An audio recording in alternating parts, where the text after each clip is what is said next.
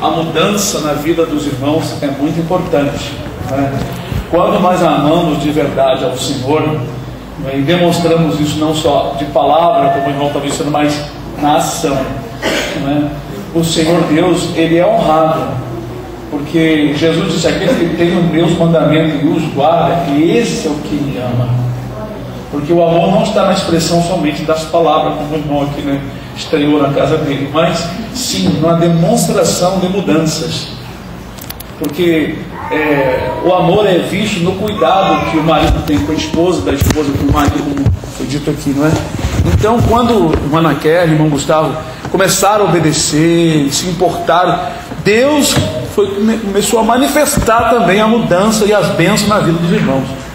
Isso é maravilhoso. Eu sei muito bem aqui irmãos que progrediram porque amam ao Senhor. O Senhor tem visto o amor, não é? Irmãos, a nossa vida, a vida dos irmãos, tem irmãos, é claro, que prosperaram mais rápido, mas eu também recebi muitas bênçãos do Senhor, mas o meu já é algo diferente por causa do tempo, como a irmã Miranda disse aqui, e eu entendo isso. Tem irmãos que chegou aqui já, olha, com 2, 3 anos já está cheio de bênçãos do Senhor, né? Eu com esses 40 anos, de tempo em tempo, Deus abrindo uma porta, fazendo uma coisa, mas isso eu entendo. Eu entendo, porque o trabalho na minha vida é diferente de alguns dos irmãos aí, não é? Então nós vemos como o Senhor se manifesta através da sua bondade para com os que o amam.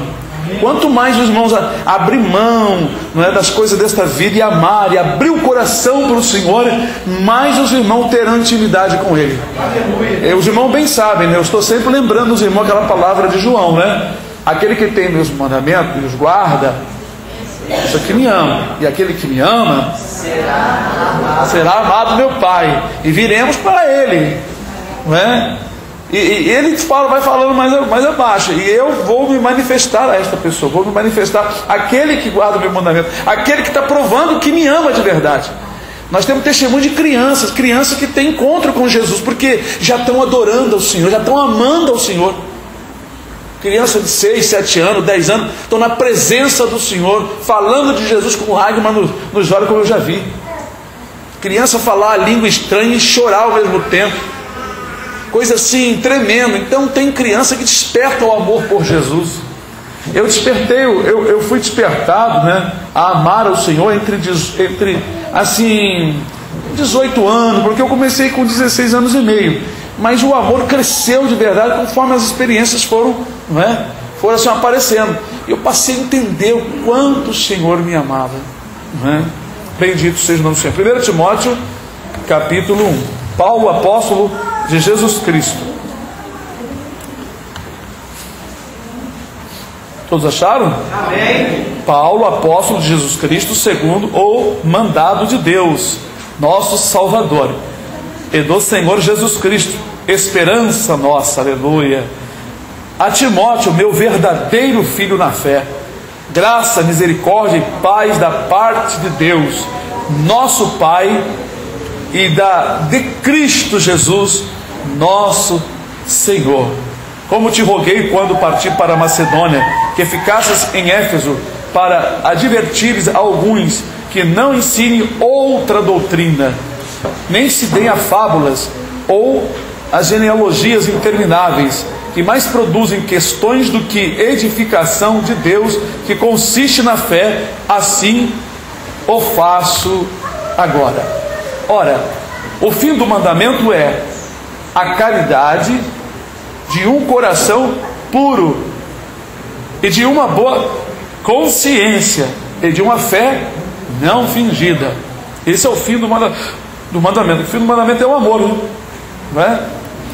Do que desviando-se alguns se entregaram a vãs contendas, querendo ser doutores da lei, e não entenderam nem o que dizem nem o que afirmam. Sabemos, porém, que a lei é boa se alguém dela usa legitimamente. Sabendo isto, que a lei não é feita para o justo, mas para os injustos e obstinados, para os ímpios e pecadores, para os profanos e irreligiosos, para os parricidas e matricidas, para os homicidas, né? Aquele que mata pai, mata mãe, mata os homens, né? Para os fornicários, para os sodomitas, para os roubadores de homens, para os mentirosos, para os perjuros e para os que for contrário a sã doutrina, conforme o evangelho da glória de Deus. Bem-aventurado que me foi confiado. Amém? Amém. Pode sentar.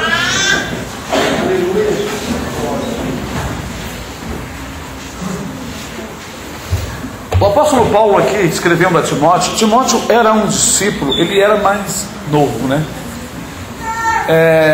Ele era jovem, segundo a Escritura, foge do desejo da mocidade. Mas o jovem naquela época, até 25 anos era considerado, 27 era considerado jovem, tá mesmo? Não é jovem de 13, 14 anos, não. Aqui, esses adolescentes aí, não é? Você acha jovem? Jovem naquela época, 20 anos, até uma certa idade, era jovem. Então, irmãos, o apóstolo Paulo tinha Timóteo em grande estima, porque Timóteo seguia os seus passos.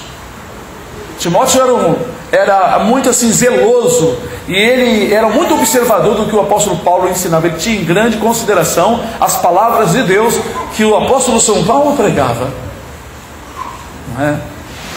E ele pediu então a Timóteo, né, que fosse para Macedônia para que ficasse lá em Éfeso, para advertir alguns que não ensinassem outra doutrina. Veja que Paulo confiava isso a homens que realmente ele sabia que iriam fazer por onde. E Timóteo era uma indicação perfeita. E Timóteo certamente ensinou, não é? Porque ele vem explicando que havia naquela época muitas pessoas misturando as coisas, já querendo desfazer da doutrina santa, e eles eram zelosos de manter a doutrina santa, não é? E muitos se entregavam a vãs contenda, querendo ser doutores da lei, não entendendo nem o que diziam, nem o que afirmavam, porque o fim da lei é o amor. Toda lei, em outra escritura, Paulo diz: toda lei se cumpre nesta palavra: amarás o seu teu Deus sobre todas as coisas, e outra semelhante a esta: amarás o teu próximo. Então veja bem, mas com efeito. Mas Paulo falou assim, com efeito, porque o amor sem efeito não é amor, fica só no eu te amo, né? Ele tem que realmente ter o efeito. O amor tem que ser no efeito, e as pessoas têm que observar onde está o amor, não somente nas palavras, mas nas ações. E Deus, ele não observa só as palavras, muito mais as ações. Tanto é que Jesus nunca afirmou que aquele que diz que me ama, não, aquele que guarda os meus mandamentos. Eu já estava com esse texto aberto, que não tem nada a ver, é que você falou, mas já está aqui dentro do assunto, eu estava lá com ele aberto, não é? Então a palavra do Senhor nos ensina que o amor tem que ser verdadeiro, com efeito. Qual é o efeito do amor? Não matarás, não furtarás. Paulo fala isso. Não dará falso testemunho. Então, não adulterarás. Não adulterar é amor, sim. Uma pessoa que adultera, ele prejudica, se for o homem, prejudica a sua família e prejudica a família do outro. A pessoa que rouba, ele prejudica a sua família, que traz a maldição para dentro de casa, e prejudica a família de quem ele roubou. Então o amor em ação vai fazer o quê? Você não vai fazer isso, porque você ama. Você não vai caluniar uma pessoa, porque a calúnia vai te trazer um malefício, uma maldição, e vai prejudicar a outra pessoa aos ouvidos de quem você falou. Esse é o amor com ação, com efeito. Não sei se está em Romanos, eu não sei onde está essa palavra no momento, né? Então toda a lei se cumpre nisso. Então Paulo confirma que o fim da lei é o amor. Então se uma pessoa começa a debater da lei, ele não ama nada, ele não ama os irmãos, não ama ninguém, ele não faz por onde, ele só quer debater. Aí entra em questão de genealogia, né? Fulano gerou fulano, e a Raabe, essa Raabe aqui, então essa Raabe aqui é a prostituição. Eu não sei, a Bíblia não fala nada sobre ela, está aí. E outra coisa, tem nomes repetidos na Bíblia, tem nomes repetidos. Então isso para mim não edifica, então eu não vou afirmar nada. Para mim não foi ela, não é a mesma Raabe. Que eu estou na genealogia aqui, o pessoal diz que bota na internet, que a meretriz entrou na genealogia. Eu fico com o meu pé atrás, porque há muitos nomes repetidos, né? Então, por que ficar questionando um assunto que não traz edificação? Assunto que não traz edificação. É isso que eu estou falando aqui. E muitos se entregam à discussão de coisas que não edificam. O que edifica é que Jesus salva da condenação do inferno, é que Jesus cura, é que Jesus dá vida eterna, é que Jesus, aleluia, liberta a pessoa de domínios, domínios satânicos, domínios do inferno, muitas coisas. Isso é que importa. Agora, certas questões, ficar questionando certos assuntos, não convém para nós, irmãos. Então, o fim do mandamento é a caridade de um coração puro. Coração puro. Não é? É um coração puro. Não é fazer coisa e lançar em rosto e ficar requerendo a troca, não. Amor não é isso, não. Amor é justamente você fazer, você vai lá, você cumpre, você age. Não é?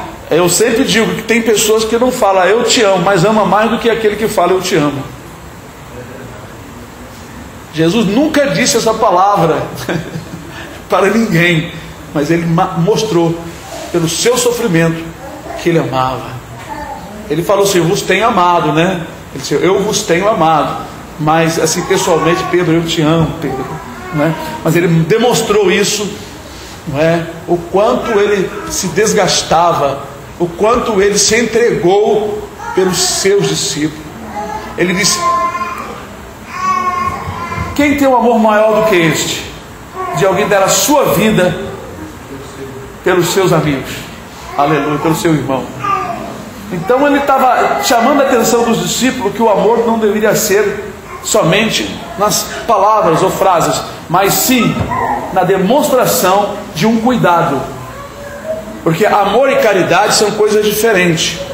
A Bíblia, em alguns pontos, bota a caridade como amor, mas Pedro, usado pelo Espírito, o discípulo mais bruto, foi usado pelo Espírito para falar sobre a diferença de caridade e de amor. Aleluia. E João também falou, segundo João 6, e a caridade é esta, que andemos segundo os seus mandamentos. Então ele diz que depois que você tem amor, acrescenta a caridade. Eu chamo da receita, né? Ele vai assim, acrescenta, ele vai mandando acrescentar, e conforme você vai alcançando as coisas, vai acrescentando. Quando você tem amor, o amor é um sentimento bom, de querer fazer algo de bom para uma pessoa. A caridade é a ação deste sentimento.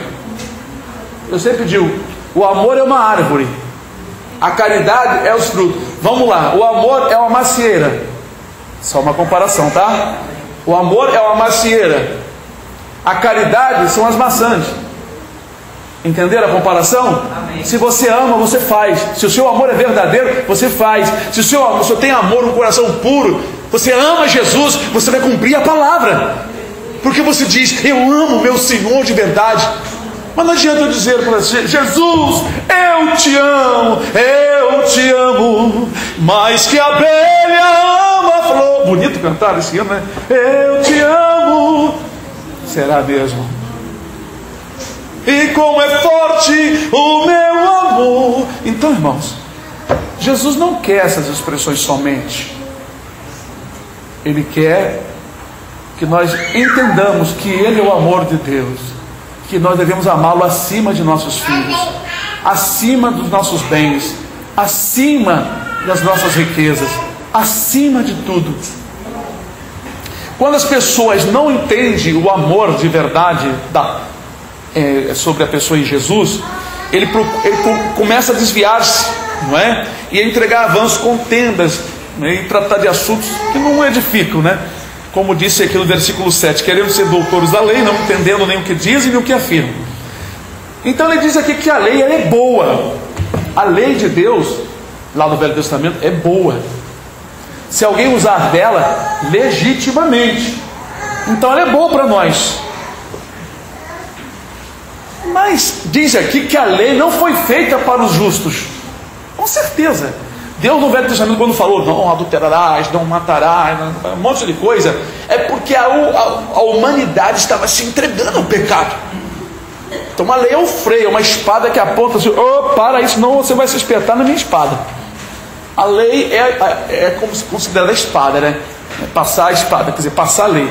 Então, a lei é para o errado. Porque quando um menino faz bagunça, a mãe tem que dar um corretivo. É a lei. Porque a correção não é para o justo. O filho justo que faz as coisas certas não precisa receber nenhuma correção. Mas o filho que pratica a coisa errada tem que estar sempre passando a lei. A lei, a lei, a lei. Não é? Se não passar a lei nele, ele não vai aprender. Então a lei diz, não faça assim, não faça isso, não faça aquilo. Ela não transforma, a lei não transforma. A lei não muda ninguém, ela só avisa. Quem muda é Jesus, o Espírito Santo do Senhor. A gente diz aqui, se você não crê em Jesus, você vai para o inferno. O inferno não vai mudar você nunca. Mas você sabendo que o seu fim poderá ser eterno lá no inferno, o inferno é assim, só começa, mas não tem fim. Entendeu? É um círculo que a pessoa roda, está sempre ali, não tem fim não. Lá não tem noite, lá não tem cama para descansar, lá não tem cadeira para sentar, lá não tem água para beber, não tem amigo para conversar, não tem nada bonito para ver, só gemido e grito de milhões, de milhões, de milhões de gente. É um horror. Então, esse castigo aí não muda ninguém. Você fica com medo e diz, Senhor, eu não quero ir para o inferno. Mas o aviso de Deus não muda o seu viver. Mas você diz, Senhor, eu não quero ir para o inferno, ajuda-me. Aí sim, o Senhor Jesus envia o Espírito Santo ao coração de quem quer obedecer para transformá-lo. Então a lei não muda ninguém, quem muda é Jesus. Que mudança em mim fez o meu bom Jesus, vindo Ele ao meu coração. Então o Senhor muda. Mas como o Senhor muda? Quando a pessoa clama ao Senhor por mudança, por uma vida mais obediente, porque Jesus disse, em mim nada podeis fazer. Ele conhece que o ser humano é pecador de natureza, e que o homem sozinho não pode alcançar a vida eterna. Mas se o homem clama ao Senhor e pede, o Senhor lhe concede. Por isso que temos que declarar diante de Deus nossas debilidades, nossas falhas, nossos limites, e pedir ajuda para Ele aumentar ao limite, aumentar as condições, né? Glória a Deus. Então a lei ela foi feita para os parricidas, né? Matricida, homicida, né? Para os mentirosos, né? Para os adúlteros, fornicadores, esse tipo de pessoa. Então quem estiver praticando pecado está debaixo da lei. Porque a prática do pecado é uma prova de que a pessoa está subjugada, ainda debaixo do controle ruim do diabo. Porque se você, por exemplo, tem um gosto de mentir para as crianças, e a criança também, para se ver livre do corretivo da mãe, mente, essa criança tem o hábito de mentir, está praticando mentira. Então, está debaixo da lei do Senhor, da condenação. É isso que está debaixo da condenação. É quando pessoas praticam coisas, até mesmo estando numa igreja, praticam coisas erradas, fornicação, né? Tem ódio de querer fazer maldade com o pai ou com a mãe, está debaixo do pecado, não é? Tem uma amargura no coração que, por causa de alguém que lhe ofendeu, está debaixo da lei. Então o Senhor, Ele nos exorta para nós sairmos disso aí e estarmos debaixo da graça dEle. A graça nos dá a condição de perdoar, de não querer fazer maldade com ninguém. Esse é o amor. É o amor que te leva a não querer prejudicar a pessoa que te prejudicou. Você não quer fazer o mesmo que ela fez. Então, o amor verdadeiro de Deus, de um coração puro, está operando em você. Porque você está agindo com amor. Você não quer realmente fazer, não é, o mesmo que a pessoa está fazendo. Isso é o amor com efeito. Com efeito. Então, para quem vive debaixo do amor de Deus, com esse efeito, praticando as coisas boas, a espada da lei, a lei não está sobre essa pessoa mais. Aí cumpre aquela palavra que o apóstolo Paulo mesmo, usado pelo Espírito, disse, não é? Porque o pecado não terá domínio sobre vós, pois que não estáis debaixo, não é, da lei, mas debaixo da graça de Deus, não é? Então, nós não somos dominados pelo pecado. Não quer dizer que nós não pecamos, mas não temos mais o pecado na prática, sabe? Praticando aquelas coisas erradas. Por isso que tudo que é errado que você estiver praticando, sai fora, porque você vai estar debaixo da lei, debaixo da condenação. Porque não adianta você fazer 8, fazer 9 e algo você está praticando que vai te condenar. Ninguém é perfeito, todos falhamos. Mas o que eu estou ensinando é que não devemos estar no domínio de algum pecado, entendeu? Por exemplo, cobiça, você adultera. Ah não, mas você não mente, você paga tudo em dia, você não quer matar ninguém, mas você gosta de adulterar. Você não adultera, ah, tudo bem, não mente, não tem desejo de matar pai nem mãe, mas você comete fornicação? Ou você não comete fornicação, você não adultera, você não deve nada a ninguém, gosta de pagar as coisas certinho, mas é mentiroso. Você pratica mentira. Ou você não é mentiroso, não adultera, não pratica fornicação, não é idólatra, gosta de pagar suas coisas em dia, mas gosta de lesar o outro. Se tiver uma chance, você leva. Você tem aquele costume. Você dá um preço para um, dá um preço maior para aquele outro. Você olhou assim, esse aqui eu posso arrancar mais. Está debaixo da lei. Por quê? Você está praticando uma coisa incorreta. Não é? Incorreta. Eu conheço pessoas, eu conheço vendedor, só em olhar para mim e me dar o preço, eu já sei que ele já está me cobrando além do que cobrou para outro, que já chegou lá antes. Ele olha assim, quanto é isso aí? Isso aqui, nem cara a gente direito. Tal.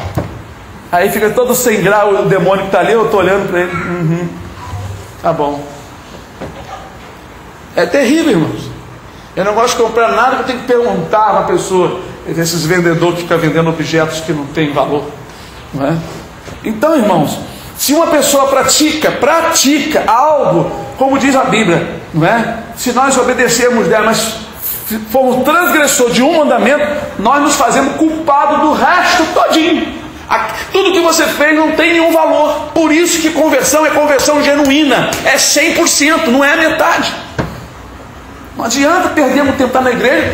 Ah, eu dou meu dízimo, não adultero, amo a minha esposa, como o irmão falou, não é? Pago minhas coisas em dia, mas eu gosto de falar contra o pastor. Isso é ruim, isso é coisa, a calúnia, não é? A calúnia, gosto de falar contra o irmão ou a irmã. Isso é um problema muito sério nas igrejas.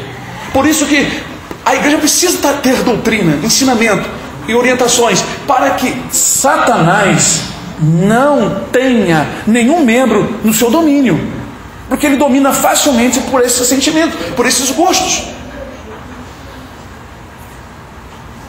Então a lei não foi feita para o justo. Aleluia! A lei não foi feita para o justo. A lei não foi feita para o irmão, para a irmã que ama na presença do Senhor, que tem a Deus, tem os seus mandamentos, procura fazer corretamente. Glória a Deus. Porque o irmão, a irmã não pratica esses pecados. Glória a Deus. Aleluia. Quem está na prática, quem tem, né, está sempre praticando, falando, fazendo alguma coisa, a pessoa ainda está na prisão. Ele precisa ser liberto. Ele precisa ter um encontro com Jesus, pedir misericórdia. Senhor, tem misericórdia de mim. Por isso que o Espírito Santo nos inspira para trazer uma mensagem como essa para os irmãos ter uma luz, não é? Porque a palavra, quando é ensinada, a luz se acende. Aí você tem uma visão de tudo. Opa, estou vendo todos quem está aqui. Então é muito bom quando a palavra é instruída. A luz acende. E quando ela acende, você tem uma visão melhor do que você tem que fazer.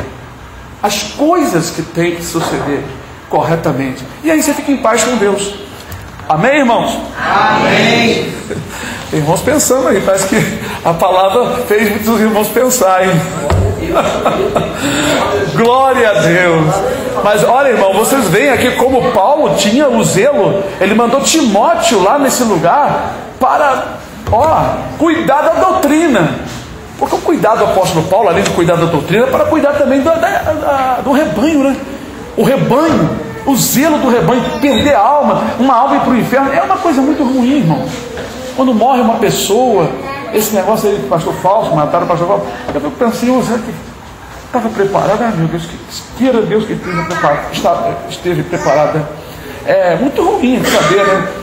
Porque quando a pessoa, a gente vê as obras da pessoa, a gente enxerga, a gente convive, a pessoa faleceu, ou até mataram, ou sei lá, qualquer coisa, não é? Mas nós convivemos sabendo que as pessoas, na presença do Senhor, a gente sente alegria que sabendo que verdadeiramente estiveram na presença de Deus, né?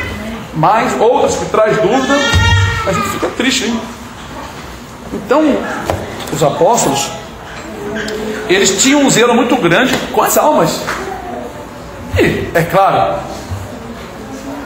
consequentemente, tinha que ter zelo da palavra, porque a alma para estar bem tem que manter a palavra em dia.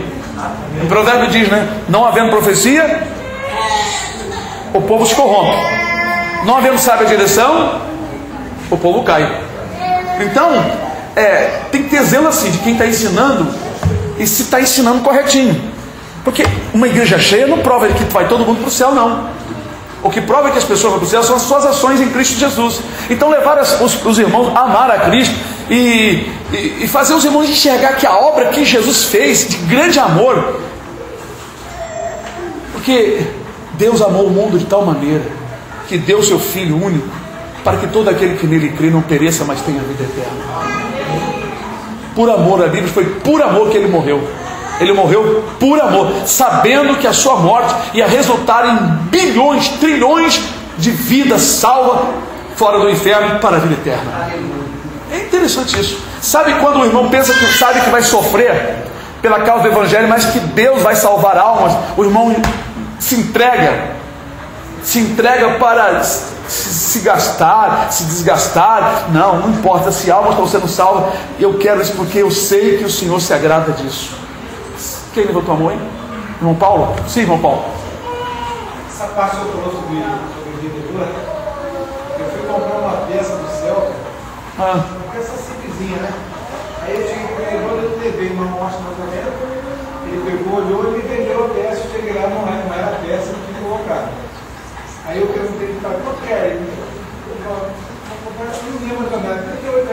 Eu disse, não tem que fazer de conta, não. Aí a pessoa, tem. Mas cadê o cara? 35. Eu levei a peça do bom. Aí o rapaz chegou assim, ainda não é essa. Puxa, não é essa. Não é essa. Aí ele conseguiu acertar uma peça que tinha tirado, né?